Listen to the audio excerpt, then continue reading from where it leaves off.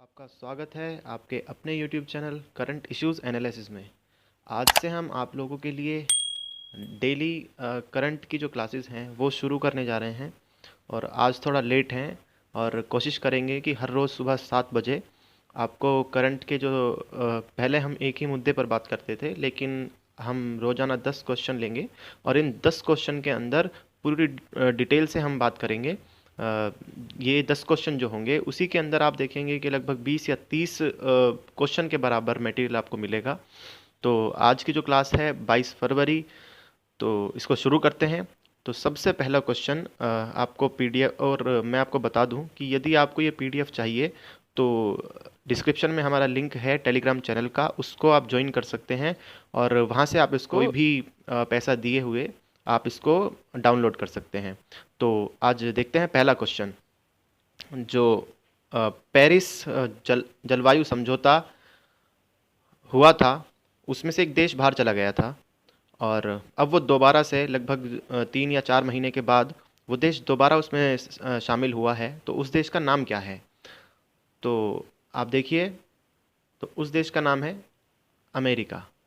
हुआ क्या था कि आप जानते होंगे डोनाल्ड ट्रंप, जो पूर्व राष्ट्रपति अमेरिका के, उन्होंने अपने कार्यकाल के अंदर इस समझौते से अपने आप को बाहर कर लिया था। और जैसे ही जो बाइडेन वहाँ के राष्ट्रपति बने अमेरिका के, तो उन्होंने अपना निर्णय लिया कि दोबारा से इस समझौते के अंदर वो एंट्री कर रहे हैं। तो एक बार देख लेते हैं कि पेरिस जो समझौता है, जलवायु समझौता, वो क्या है।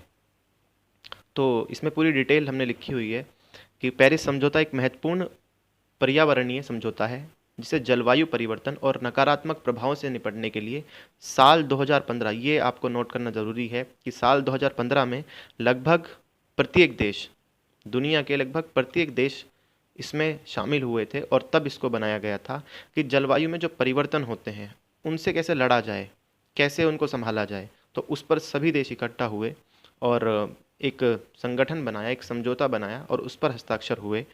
और अभी 3 या 4 महीने पहले ही ट्रंप ने अमेरिका को उससे बाहर निकाल लिया था, लेकिन जैसे ही सरकार बदली तो वहाँ पर दोबारा से अमेरिका की उसमें एंट्री हुई। और इस समझौते का मुख्य उद्देश्य वैश्विक ग्रीन हाउस गैस उत्सर्जन को काफ़ी हद तक कम करना है, ताकि सदी में वैश्विक तापमान वृद्धि को पूर्व औद्योगिक स्तर से लगभग 2 डिग्री सेल्सियस कम रखा जा सके। यह समझौता विकसित राष्ट्रों को उनके जलवायु से निपटने के प्रयासों में विकासशील राष्ट्रों की सहायता हेतु एक मार्ग प्रदान करता है। और इस जो जैसे कि अमेरिका की एंट्री दोबारा से हुई, तो इसको संयुक्त राष्ट्र संघ के जो प्रमुख हैं उन्होंने कहा कि ये एक उम्मीदों की और आशा का दिन है हमारे लिए कि एक महत्वपूर्ण देश जो इससे बाहर रहा और दोबारा से उसकी एंट्री इसके अंदर हुई, तो ये हमारे लिए एक आशा का दिन है। तो ये किसने कहा? ये कहा संयुक्त राष्ट्र संघ के जो प्रमुख हैं, उन्होंने ये कहा और उनका नाम है एंटोनियो गुटेरस। और इसमें नाम आया संयुक्त राष्ट्र संघ। तो देखिए, हमें जानना ही ज़रूरी हो जाता है कि संयुक्त राष्ट्र संघ के बारे में भी जान लिया जाए, क्योंकि आजकल जो एग्ज़ाम के अंदर क्वेश्चन करंट से पूछे जाते हैं वो आपसे डायरेक्ट नहीं पूछे जाते हैं। वो जैसे कि ये क्वेश्चन है पेरिस जलवायु समझौते से रिलेटेड, तो इसमें नाम आया संयुक्त राष्ट्र संघ, तो हो सकता है कि वो इसके अंदर से संयुक्त राष्ट्र संघ से क्वेश्चन पूछ ले, तो इसके बारे में जानना भी ज़रूरी है। तो जान लेते हैं संयुक्त राष्ट्र संघ क्या है। तो सबसे पहले उसका मुख्यालय देखिए। इसकी शुरुआत जो हुई थी, इसकी शुरुआत हुई थी 24 अक्टूबर 1945 को, जब द्वितीय विश्व युद्ध हुआ। तो उसमें जो देश जीते थे उन्होंने ये सोचते हुए कि भविष्य में कभी कोई युद्ध ना हो, इसलिए एक संगठन बनाया जिसको संयुक्त राष्ट्र संघ कहा गया, जिसमें कि लगभग 193 देश सम्मिलित हैं जो मान्यता प्राप्त देश हैं। तो इसका मुख्यालय मैनहट्टन टापू न्यूयॉर्क शहर में है। इसके जो सदस्य हैं वो 193 सदस्य हैं। जो इसकी आधिकारिक भाषा है, जिस लैंग्वेज में संयुक्त राष्ट्र संघ के अंदर काम होता है, वो भाषा है अरबी, चीनी, अंग्रेजी, फ्रांसीसी, रूसी और स्पेनी। इसके जो अध्यक्ष हैं उनका नाम है एंटोनियो गुटेरस। ये महत्वपूर्ण क्वेश्चन है कि संयुक्त राष्ट्र संघ के जो प्रमुख हैं उनका क्या नाम है, तो इसको आप याद रखेंगे। उनका नाम है एंटोनियो गुटेरस। इसकी शुरुआत जैसा कि मैं आपको बता चुका हूँ कि संयुक्त राष्ट्र संघ की स्थापना 24 अक्टूबर 1945 को एक अधिकार पत्र पर 50 देशों ने सिग्नेचर की है। और देश में मतलब कि जो देश के अध्यक्ष होते हैं, जैसे कि भारत के अंदर और अलग अलग जो कंट्रीज़ हैं, उनके जो प्रधानमंत्री या राष्ट्रपति, जो राष्ट्रीय अध्यक्ष होते हैं, वो इस पर उन्होंने 50 देशों के अध्यक्षों ने इस पर हस्ताक्षर किए और इसको बनाया गया। द्वितीय विश्व युद्ध के जो विजेता देश थे, जिसमें कि संयुक्त राज्य अमेरिका, फ्रांस, रूस और यूके, यूनाइटेड किंगडम, ये महत्वपूर्ण देश थे जो विजेता देश थे। तो इन्होंने ही मिलकर इसका निर्माण किया था। एक महत्वपूर्ण जानकारी, जो एक देश है पोलैंड, वो इसका हिस्सा नहीं था, लेकिन बाद में इस देश ने जो चार्टर था, जो अधिकार पत्र था, उस पर हस्ताक्षर किए और शुरुआती जो सदस्य थे वो 51 सदस्य हो गए। 24 अक्टूबर को आधिकारिक तौर पर संगठन की स्थापना हुई, इसलिए 24 अक्टूबर को हर साल यूनाइटेड नेशन डे के तौर पर मनाया जाता है। ये भी महत्वपूर्ण क्वेश्चन है। भारत इस संगठन की स्थापना के महज 6 दिन बाद 24 अक्टूबर को इसकी स्थापना हुई। और भारत इसका सदस्य कब बना, तो ये भी आपको जानकारी में रखना है कि 30 अक्टूबर 1945 को भारत इसका सदस्य बना। और जो पाकिस्तान है अपना पड़ोसी देश, पाकिस्तान ने करीब 2 साल बाद 30 सितंबर 1947 को यूनाइटेड नेशन की सदस्यता ली। अब ये देख लेते हैं कि यूनाइटेड नेशन फॉर्म किन किन चीज़ों से होता है, कितने संगठनों से मिलकर यूनाइटेड नेशन बना है। संगठन तो बहुत सारे हैं, लेकिन जो मुख्य जो शाखाएं हैं जिनको मिलाने पर संयुक्त राष्ट्र संघ का निर्माण होता है, उसमें जो पहला है वो है जनरल असेंबली, मतलब महासभा। उसके बाद सुरक्षा परिषद, जिसको सिक्योरिटी काउंसिल भी कहते हैं। इसका काम क्या होता है कि विश्व के अंदर शांति को स्थापित करना। इसकी अपनी खुद की भी एक सेना है जिसको शांति सेना कहते हैं। और उसके जो सोल्जर्स हैं, उनकी जो नियुक्ति होती है, हर देश अपने सोल्जर्स वहाँ पे भेजता है उस सेना के अंदर, कुछ चुनिंदा लोगों को। और उस जो सेना है उसका आप एक चित्र अपनी स्क्रीन पर भी देख पा रहे होंगे। तो तीसरा जो एक मुख्य इसका घटक है, या कहें कि इसका मुख्य भाग है, वो है आर्थिक और सामाजिक परिषद। क्योंकि आप जानते हैं कि यदि विश्व में कोई एक बहुत बड़ी चुनौती है, तो सब देश उसको मिलकर एक साथ आर्थिक रूप से कैसे मतलब उसको संभालेंगे। तो इसके लिए ज़रूरी है कि एक आर्थिक मोर्चा भी बनाया जाए। तो आर्थिक और सामाजिक परिषद उसका काम करता है। यदि कोई डिस्प्यूट किसी देश के बीच में चल रहे हैं, तो उनका जो निपटारा होगा वो कौन करेगा, उसके लिए बनाया गया अंतर्राष्ट्रीय न्यायालय। और उससे पहले जान लेते हैं न्यास परिषद, ये ट्रस्टशिप होती है। तो अंतर्राष्ट्रीय न्यायालय जो कि अगर देशों के बीच में कोई डिस्प्यूट है तो उसको निपटाने का काम करता है। और सबसे आखिरी में है कि सचिवालय, जहाँ पर सारे अधिकारी इनके बैठते हैं और जहाँ से यूनाइटेड नेशन के जो भी फैसले होते हैं वो निकलते हैं। तो अब दूसरा क्वेश्चन देख लेते हैं। ईवी चार्जिंग इंफ्रास्ट्रक्चर और ई मोबिलिटी के साथ साथ भारत में इलेक्ट्रिक कुकिंग के फ़ायदों के बारे में जागरूकता फैलाने के लिए भारत सरकार द्वारा हाल ही में शुरू किए गए अभियान का नाम क्या है? इसका नाम है गो इलेक्ट्रिक अभियान। और इसकी शुरुआत अभी हाल ही में हुई है, लेकिन इसका जो इसके जो महत्वपूर्ण बिंदु हैं, थोड़ा सा उन पर नज़र डालते हैं। इलेक्ट्रिक ईंधन जीवाश्म ईंधन के लिए एक महत्वपूर्ण विकल्प है। जीवाश्म ईंधन क्या है? देखिए, जैसे आप पेट्रोल यूज़ करते हैं, डीजल यूज़ करते हैं, तो ये इनका जो भंडार है वो सीमित है और इसको हमें विदेश से मंगाना पड़ता है। लेकिन यदि हम इलेक्ट्रिसिटी के ऊपर डिपेंड होंगे, जैसे कि आपने देखा होगा आजकल एक टेस्ला कंपनी जो कि भारत आ रही है, वो भी इलेक्ट्रिक गाड़ियाँ वगैरह बनाएगी। तो उसमें क्या है कि एक तो कॉस्ट कम होगी, क्योंकि विदेश से मंगाने के लिए पेट्रोल और डीजल थोड़ा कॉस्ट ज़्यादा लगती है। और दूसरा ये कि इनका जो भंडार है वो सीमित है। और इलेक्ट्रिसिटी का भंडार हम ये नहीं कह सकते कि सीमित है, क्योंकि सूरज से भी बिजली बनाई जा सकती है। तो सूरज तो असीमित भंडार है। तो ये एक महत्वपूर्ण विकल्प होगा जीवाश्म ईंधन के लिए। जीवाश्म ईंधन का जो आयात बिल होता है, जो इंपोर्ट किया जाता है, उसका जो कॉस्ट होता है वो 8 लाख करोड़ रुपए होता है। पारंपरिक ईंधन की तुलना में इलेक्ट्रॉनिक ईंधन में कम उत्सर्जन और कम लागत होने के साथ साथ यह स्वदेशी भी है। मैंने आपको पहले ही बताया कि विदेश से जो पेट्रोल डीजल मंगाए जाते हैं, अगर उसके कंपैरिजन में देखा जाए तो ये एक स्वदेशी चीज़ होगी जो बहुत अच्छी होगी देश के लिए। कम ईंधन अपव्यय के कारण भारत में इलेक्ट्रिक मोड में खाना पकाने में ग्राहकों को लाभ हो सकता है। सार्वजनिक परिवहन का विद्युतीकरण न केवल किफ़ायती होगा बल्कि पर्यावरण के अनुकूल भी होगा। अभी आपने देखा कि लॉकडाउन हुआ और लॉकडाउन के अंदर सभी ट्रांसपोर्ट बंद थे, सभी गाड़ियाँ, सभी बंद था। तो आपने देखा होगा कि प्रदूषण एकदम से बहुत कम हो गया था और प्रकृति बिल्कुल स्वच्छ हो गई थी। तो अगर हमारी जो डिपेंडेंसी है पेट्रोल और डीजल के ऊपर है, तो अगर हम इनका उपयोग ना करके इलेक्ट्रिक गाड़ियों का उपयोग करेंगे तो प्रदूषण भी कम होगा और ये किफ़ायती भी होंगी, मतलब कम लागत भी लगेगी और कम खर्च भी होगा। तो ये एक महत्वपूर्ण कदम है भारत सरकार का। तो कृषि क्षेत्र में कृषि अपशिष्ट और बायोगैस से हरित ऊर्जा उत्पन्न की जा सकती है, जो देश भर के किसानों के लिए फायदेमंद होगी। तीसरा क्वेश्चन एक महत्वपूर्ण क्वेश्चन है। डीआरडीओ ने राजस्थान में पोखरण रेगिस्तान में स्वदेशी रूप से विकसित anti tank guided missile system का जो लॉन्च किया है उसका नाम क्या है? उसका नाम है हेलिना और ध्रुवस्त्र। देखिए, ये जो जानकारी है इसको जानना बहुत ज़रूरी है क्योंकि ये इसमें से 100% क्वेश्चन बन सकता है। तो सबसे पहले जान लेते हैं कि ये एंटी गाइडेड जो मिसाइल है इसमें क्या क्या हुआ, किस तरह से इसको लॉन्च किया गया। डीआरडीओ ने राजस्थान में पोखरण रेगिस्तान में स्वदेशी रूप से विकसित, मतलब भारत में ही इसको बनाया गया, एंटी गाइडेड मिसाइल है जिसका नाम है हेलिना और ध्रुवस्त्र। ये आर्मी वर्जन है और इसको एक हेलीकॉप्टर जिसका नाम ध्रुव है उसके अंदर लगाया गया और उससे इसको लॉन्च किया गया, इसलिए इसका नाम ध्रुवस्त्र हुआ।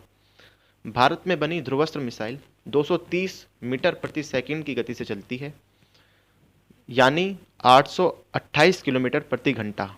यह स्पीड इतनी है कि पलक झपकते ही दुश्मन के भारी से भारी टैंक को बर्बाद कर सकती है। ध्रुवस्त्र की रेंज, ये जो अस्त्र होते हैं उनकी रेंज और उनकी स्पीड ये याद करना बहुत ज़रूरी होता है कि ध्रुवस्त्र की जो रेंज है वो 500 मीटर से लेकर 4 किलोमीटर तक है, मतलब कि ये 500 किलोमीटर कम से कम और ज़्यादा से ज़्यादा 4 किलोमीटर तक मार कर सकती है। ध्रुवस्त्र मिसाइल का जो पुराना नाम है, एक महत्वपूर्ण क्वेश्चन ये भी बन सकता है कि ध्रुवस्त्र मिसाइल का पुराना नाम क्या है? तो उसका पुराना नाम नाग मिसाइल है। ध्रुवस्त्र मिसाइल का जो वजन है 45 किलोग्राम है। यह 6 फीट 1 इंच तक लंबी है। इसका जो व्यास है वो है 7.9 इंच। इसमें 8 किलो विस्फोटक लगाकर इसे बेहतरीन मारक मिसाइल बनाया जा सकता है। इस मिसाइल में heat sensor, infrared homing imaging system और मिलीमीटर वेव एक्टिव रडार लगा हुआ है। हीट सेंसर किसी भी टैंक की गर्मी को पकड़ता है और अपनी दिशा निर्धारित कर उसे तबाह कर देता है। और जो इंफ्रारेड इमेजिंग का फ़ायदा होगा वो रात में या ख़राब मौसम में हो सकता है, उसका यूज़ किया जा सकता है। अब अभी जान लेते हैं कि मिसाइल कितने प्रकार की होती हैं। देखिए, मिसाइल मुख्यतः दो प्रकार की होती हैं, जिसमें पहली तो होती है, आपने सुना होगा कि एक तो होती है बैलिस्टिक मिसाइल और एक होती है क्रूज़ मिसाइल। तो ये दो तरह की मिसाइल हैं और इनमें क्या डिफरेंस है उसको जान लेते हैं। तो देखिए, यदि यहाँ पर यहाँ से मिसाइल लॉन्च करनी है इस जगह से, और इधर कोई टारगेट है उसको मारना है, यदि वो मिसाइल लॉन्च की गई और वो सरफेस, ये अर्थ है, इस सरफेस के पैरेलल जाकर इसको हिट करे तो इसको क्रूज मिसाइल कहा जाएगा।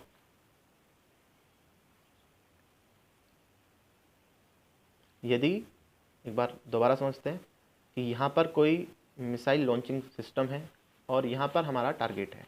यदि मिसाइल, ये अर्थ है हमारी धरती, और अगर मिसाइल इस धरती के पैरेलल जाकर, समांतर जाकर इस टारगेट को हिट करेगी, उसको कहा जाएगा क्रूज मिसाइल। और जो क्रूज मिसाइल होती हैं वो 3 तरीके की होती हैं। पहली होती है सबसोनिक मिसाइल, दूसरी होती है सुपरसोनिक मिसाइल और तीसरी होती है हाइपरसोनिक मिसाइल। तो जो सबसोनिक मिसाइल होती है, इनकी जो स्पीड होती है उसी के माध्यम से इनको डिवाइड किया जाता है। और एक वर्ड आप सुनेंगे, मैक संख्या, आप सुनेंगे मैक संख्या।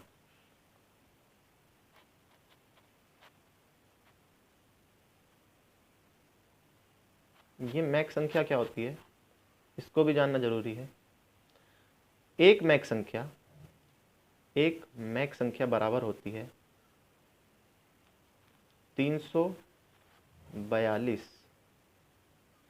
मीटर अपॉन सेकंड, ये ध्वनि की चाल है। एक मैक जो संख्या होती है वो बराबर होती है 342 मीटर अपॉन सेकंड।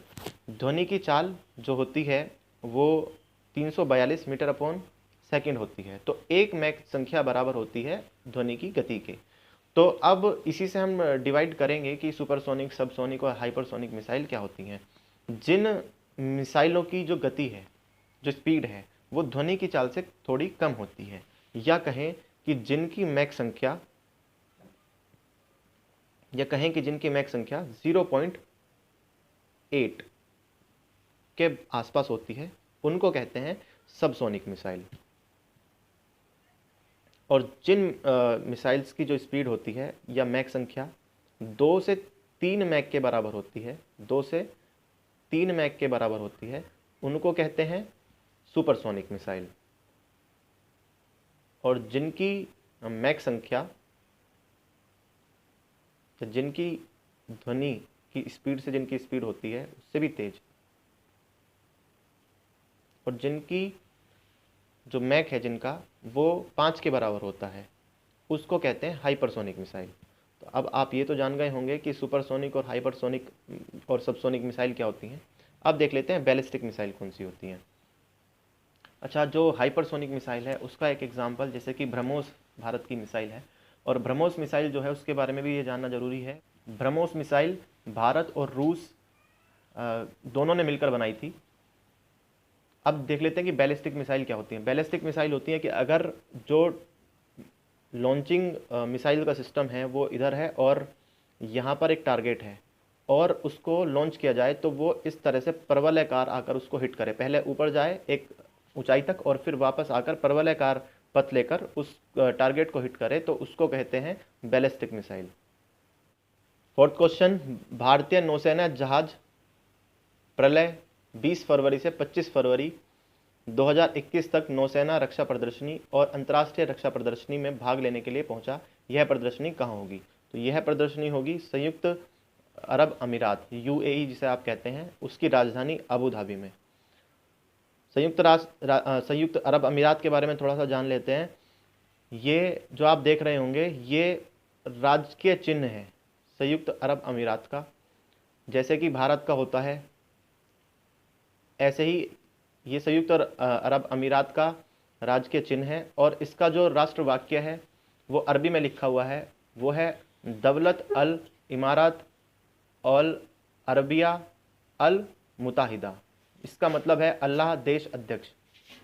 इसका जो राष्ट्रीय गान है वो है ईशे बिलादे। इसकी राजधानी है अबू धाबी। इसका सबसे बड़ा नगर है दुबई। राजभाषा है अरबी, और यहाँ पर जो मान्यता प्राप्त भाषाएं हैं वो हैं अंग्रेजी, उर्दू, हिंदी और फारसी। यहाँ के जो राष्ट्रपति हैं उनका नाम है खलीफा बिन जायद अल नहयान, और यहाँ के जो प्रधानमंत्री हैं उनका नाम है मोहम्मद बिन राशिद अल मखतूम। और इसकी जो लोकेशन है वो भी आप वर्ल्ड मैप में यहाँ पे देख पा रहे होंगे कि यहाँ पर हमारा प्यारा भारत, और इसके पश्चिम में यहाँ पर एक देश है, और यहाँ पर ही यूएई है, संयुक्त अरब अमीरात। नेक्स्ट क्वेश्चन, अरुणाचल प्रदेश ने 20 फरवरी को अपना कौन सा राज्य दिवस मनाया? अरुणाचल प्रदेश ने अपना 35वां राज्य दिवस मनाया। और पहले देख लेते हैं कि भारत के अंदर अरुणाचल प्रदेश कहाँ पर पड़ता है। तो ये भारत का मैप आप देख रहे होंगे, तो ये जो रेड कलर का आपने देखा, यहाँ पर अरुणाचल प्रदेश पड़ता है, जिसकी एक सीमा असम से भी लगती है। और इसकी जो राजधानी का मैप अगर मैं जूम करूं तो वहाँ पर आपको देखने को मिलेगा ये वाला हिस्सा ईटानगर। इसकी राजधानी अरुणाचल प्रदेश की ईटानगर है, और इसको यहाँ पर कहा जाता है कि सबसे पहले जो भारत के अंदर सूर्य की किरण आती है वो अरुणाचल प्रदेश से आती है। 1972 अरुणाचल प्रदेश के बारे में थोड़ा सा उसका इतिहास जान लेते हैं कि 20 फरवरी को ही इसका राज्य दिवस क्यों मनाया जाता है। 1972 तक यह एक पूर्वोत्तर सीमांत एजेंसी के नाम से जाना जाता था, जिसको इंग्लिश में नेफा कहते हैं, नॉर्थ ईस्ट फ्रंटियर एजेंसी। इसे 20 जनवरी 1972 को एक केंद्र शासित प्रदेश बनाया गया। अरुणाचल प्रदेश को 20 फरवरी 1987 को पूर्ण राज्य बनाया गया। इसीलिए 20 फरवरी को राज्य दिवस मनाया जाता है अरुणाचल प्रदेश के लिए। 15 अगस्त 1975 को चयनित विधानसभा का गठन किया गया तथा पहली मंत्रिपरिषद ने कार्यभार ग्रहण किया। प्रथम आम चुनाव जिसमें सांसद चुने जाते हैं उसको आम चुनाव कहते हैं, वो फरवरी 1978 में करवाए गए। राज्य में 16 जिले हैं। राज्य की राजधानी ईटानगर पापुम पारा जिले में है। इसका नाम ईटानगर क्यों पड़ा? क्योंकि यहाँ पर एक ईंटों का किला है जिसका अर्थ है ईटानगर मतलब ईंटों का किला, जिसे 14वीं सदी पूर्व बनवाया गया था। कल की पुराण तथा महाभारत में अरुणाचल प्रदेश का उल्लेख मिलता है। यह पुराणों में वर्णित प्रभु पर्वत नामक स्थान है। परशुराम ने यहाँ अपने पापों का प्रायश्चित किया था। ऋषि व्यास ने यहाँ आराधना की थी। राजा भीष्मक ने यहाँ अपना राज्य बसाया था और भगवान कृष्ण ने इसी स्थान पर रुक्मणी से विवाह किया था। अरुणाचल प्रदेश के लोक नृत्य आप इसको पढ़ लेना और PDF आपको टेलीग्राम चैनल पर मिल जाएगी। 6th क्वेश्चन, हाल ही में दक्षिण अफ्रीका के जिस खिलाड़ी ने टेस्ट क्रिकेट से संन्यास की घोषणा करी उसका नाम क्या है? तो उसका नाम है, आप जानते होंगे, डुप्लेसिस। और दक्षिण अफ्रीका का जो राष्ट्र वाक्य है वो है इके कर्रा के, मतलब इसका मीनिंग है एकता विविधता में। और इसकी राजधानी है, एक है प्रिटोरिया, एक है ब्लूम फाउंटेन और एक है केप टाउन। जो पहली राजधानी है वो कार्यपालिका है, दूसरी न्यायिक मतलब जहाँ पे जुडिशियरी होती है, और कार्यपालिका जहाँ पर कह सकते हैं कि जो पूरा एडमिनिस्ट्रेशन है वो जहाँ से संचालित होता है उसको कार्यपालिका कहते हैं। विधायी जो केप टाउन में है विधायी का कह सकते हैं, जैसे कि हमारी असेंबलीज होती हैं। तो सबसे बड़ा जो शहर है उसका नाम है जोहान्सबर्ग। जो यहाँ की राजभाषा है ये आप सब पढ़ सकते हैं। ये इसका राजकीय चिन्ह है। और लोकेशन दक्षिण अफ्रीका की एक बार देख लेते हैं। ये अफ्रीका महाद्वीप आप देख पा रहे होंगे, और अफ्रीका महाद्वीप में सबसे नीचे की तरफ जो कंट्री है उसी को दक्षिण अफ्रीका कहते हैं। क्वेश्चन नंबर 7, भारत की ओर से जिसे अंतर्राष्ट्रीय सौर गठबंधन का नया महानिदेशक नियुक्त किया गया, अजय माथुर को, जिसका इस जो गठबंधन है इसका पुराना नाम क्या था? International agency for solar technology and applications. ऊर्जा पर आधारित 121 देशों का एक सहयोग संगठन है जिसका शुभारंभ भारत व फ्रांस द्वारा 30 नवंबर 1915 को पेरिस में किया गया। यह भारत के प्रधानमंत्री नरेंद्र मोदी द्वारा की गई पहल का परिणाम है, जिसकी घोषणा उन्होंने सर्वप्रथम लंदन में वेम्बली स्टेडियम में अपने उद्बोधन के दौरान की थी। इसका जो हेड ऑफिस है, मुख्यालय है, वो हमारे भारत के जो हरियाणा राज्य है उसमें गुड़गांव में पड़ता है। अब किस केंद्रीय मंत्री ने हाल ही में एक छावनी पोर्टल की शुरुआत की?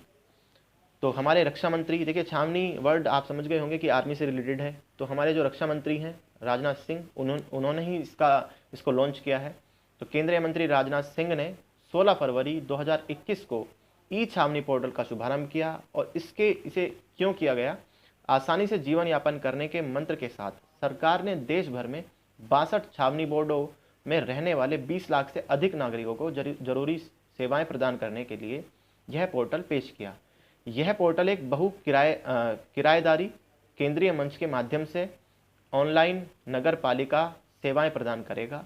छावनी पोर्टल का जो महत्व है उसे भी जान लेते हैं।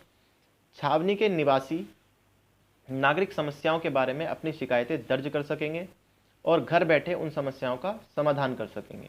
इस पोर्टल के माध्यम से लोगों को नगर पालिका सेवाएं आसानी से प्रदान की जाएंगी। वे पोर्टल के माध्यम से अपने दस्तावेज जैसे सीवरेज कनेक्टिविटी एप्लीकेशन और ट्रेड लाइसेंस प्राप्त कर सकेंगे। यह छावनी पोर्टल पूरे देश में छावनी क्षेत्र के निवासियों को नागरिक केंद्रित सेवाएं प्रदान करने के लिए स्मार्ट गवर्नेंस की दिशा में एक महत्वपूर्ण कदम साबित होगा। आखिरी 2 क्वेश्चन, बिहार एवं झारखंड के जिस पूर्व राज्यपाल का 88 वर्ष की उम्र में निधन हुआ उनका क्या नाम है? उनका नाम है M. राम जोइस। ये आप याद करेंगे। हाल ही में वह देश जिसने टेराफुगिया ट्रांजिशन द्वारा तैयार उड़ने वाली हाइब्रिड कार को मंजूरी प्रदान कर दी है, उसका नाम है संयुक्त राष्ट्र अमेरिका। तो अभी आपको जानकारी कैसी लगी आप कमेंट में ज़रूर बताइएगा, और हम प्रयास करेंगे कि जैसे पहले 2-4 क्वेश्चनों में हमने पूरी डिटेल से बताया, देखिए डिटेल इन सब क्वेश्चनों की भी दी जा सकती है, लेकिन वीडियो बहुत लंबा हो जाएगा और अभी स्टार्टिंग है, तो आप सब सपोर्ट कीजिए और ऐसे ही एक एक क्वेश्चन की पूरी जड़ तक जाकर उसको आपको समझाएंगे और उसको आपको रटना भी नहीं पड़ेगा। तो आज आप कमेंट कर कर ज़रूर बताएंगे कि कैसा लगा, और अगर आपने चैनल को अभी तक सब्सक्राइब नहीं किया है तो चैनल को सब्सक्राइब कर दें और उसके बराबर में जो बेल आइकन है उस पर भी क्लिक कर दें, ताकि रोज़ाना के जो वीडियो हैं, जो नॉलेज आप तक पहुंचनी चाहिए, उसका नोटिफिकेशन आप तक पहुंच सके। बहुत बहुत धन्यवाद।